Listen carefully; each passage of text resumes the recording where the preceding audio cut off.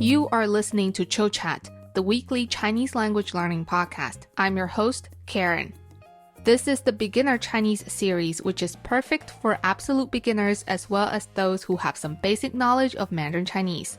If you're studying HSK, it's designated for HSK1 and HSK2 learners. In this course, you will learn practical sentences you can use in daily life and how to construct basic sentences on your own. The entire course consists of 21 video lessons, 21 PDF study notes, and 3 short story review lessons. You can watch the lessons on your phone, tablets, or laptops. All lessons can be downloaded so that you can study them at your own pace. To access the entire course, go to buymeacoffee.com/chillingchinese or click the link below. Now let's get started with Lesson 1. Welcome to the introduction of this beginner Chinese course. If you're thinking about learning Chinese or you have already started a little bit on your own, then I think this introduction will probably answer some of your questions about learning Mandarin Chinese. Without further ado, let's take a look at some questions that you may have. Question number 1. Is Chinese that different from English? To some learners, Mandarin Chinese is a totally foreign language. So, is it that different or is it that challenging to learn? If we compare Chinese with English, which is the largest language by number of speakers, they are not as different as you think. Let me explain. First of all, there are over 50% of similar or almost identical sounds between Mandarin Chinese and English. That means if you can speak English, you probably can already pronounce over half of the sounds in Chinese. Secondly, in terms of grammar, Chinese grammar and English also have a lot in common. One example is that they both follow the sentence order of subject, verb, object, SVO in short, which is also something we will learn in this course. For instance, I love you in Chinese is 我爱你. I is 我, to love is 爱, and you is 你. So I love you, 我爱你. The subject is 我, verb is I, to love, and object is 你, you. Another example, I like cats. This is almost the same as in Chinese, just replace the words. I is 我, to like, 喜欢, and cat is 猫. I like cats, 我喜欢猫. Again, we have the subject, 我, the verb, 喜欢, to like something, and object, 猫, which means cats. Despite the similarities, there are some differences between Mandarin and English. After all, they're from different language families and are shaped by different cultures. Those differences include different pronunciation, some sentence structures, and vocabulary. If we compare the two languages side by side, we will see that there are two things that stand out the most about Mandarin: tones and Chinese characters. First, what are tones?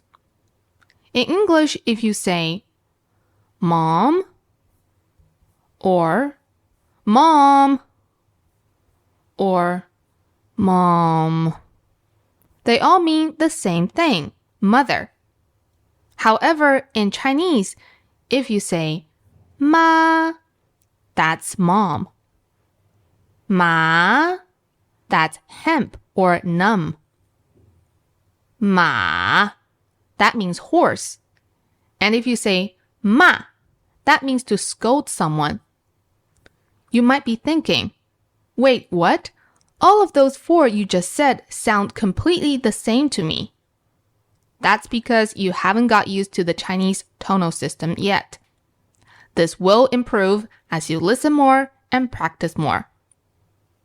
With the examples given, you might be able to tell that tones are very important in identifying meaning in Mandarin. Therefore, pronouncing the tones correctly and accurately is crucial in communication.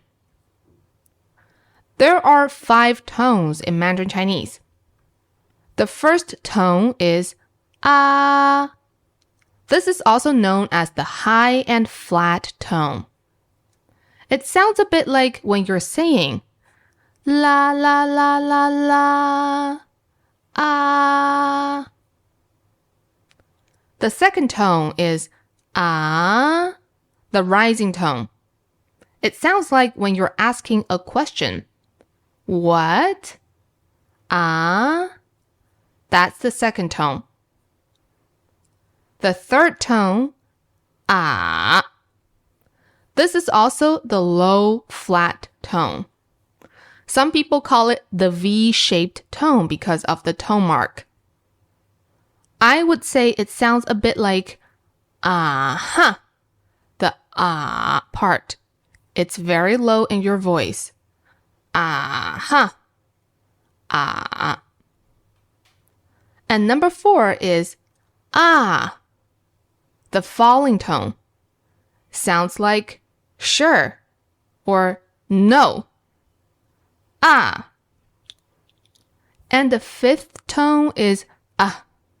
It's also called the neutral tone. It's pronounced very lightly and gently. It doesn't really appear by itself.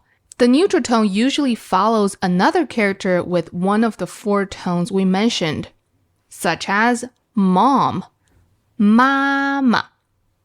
The first character, ma, has the first tone, which is the high and flat tone, ma. And the second character is with the neutral tone, ma. Put them together, we have mama, mom in Chinese. Now we've tackled what tones are, you might be a little bit overwhelmed, but tones are not entirely foreign to most of you. If you speak English, you might have been using them all the time. For example, saying, really? Means you're asking if it's true or not. But saying, really, means you're confirming that is true. See? You can distinguish different tones, but you may not be used to the Chinese tones just yet. The second unique thing about Mandarin Chinese is the Chinese characters. Chinese characters are the writing system of Mandarin Chinese.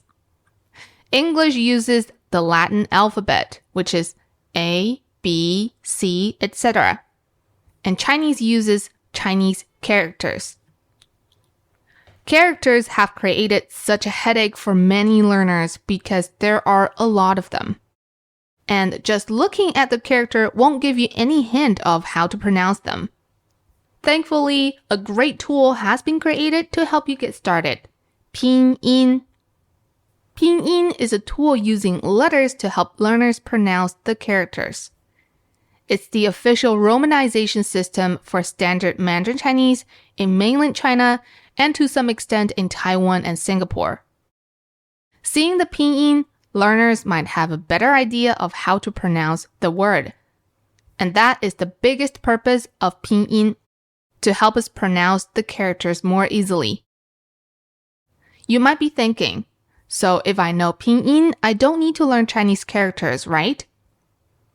I have to dampen your spirit with some reality. If you have been to China, you might know that in most situations, such as on street signs, restaurant menus, or apps, you do not see pinyin. If you plan to live in China for a while, it's still necessary to study Chinese characters. Also, Chinese characters have had a long history over thousands of years and are essential of the Chinese language. Plus, the process of learning them can be fun when you unveil the history of how the shape of a certain character evolved and how they turned to be the form they are in today. So in a nutshell, if you are a complete beginner and learning those characters seems daunting to you, it's okay to start with only pinyin. But if you want to get your Chinese to the next level, if you want to dive deeper into the language and the culture, if you find learning characters fun, if you want to live in China, or if you want to show off at the dining table with your friends. If any of those checks, you should learn Chinese characters as early as you can. Lastly, let's talk about how to use this course and make the most out of it. This course has 22 video lessons in total, covering all the basic but essential Chinese words and sentence patterns to help you start speaking Mandarin. Each pattern is backed up with many examples. Through the example sentences, you will see how to actually use the pattern or word. After each 6 lessons, there is a short story review lesson, which are short conversations that put all the key vocabulary and sentence patterns in use. These short stories also revolve around real-life scenarios with practical sentences that you can use right away. And here is a step-by-step course guide. First, watch the video, where you can see how I pronounce the words and try to mimic the mouth movement. This is something you cannot get from only listening to audio. If you find some of the pinyin sounds difficult, you can find pinyin lessons on YouTube. There are a lot of them and they are free. I've linked one in the PDF study note of this lesson. Secondly, after watching the videos, listen to the audio. This is for you to squeeze some learning into small fragments of time in your day. When you're doing the dishes or commuting and cannot afford a solid 1 hour sitting down to study, you can just listen.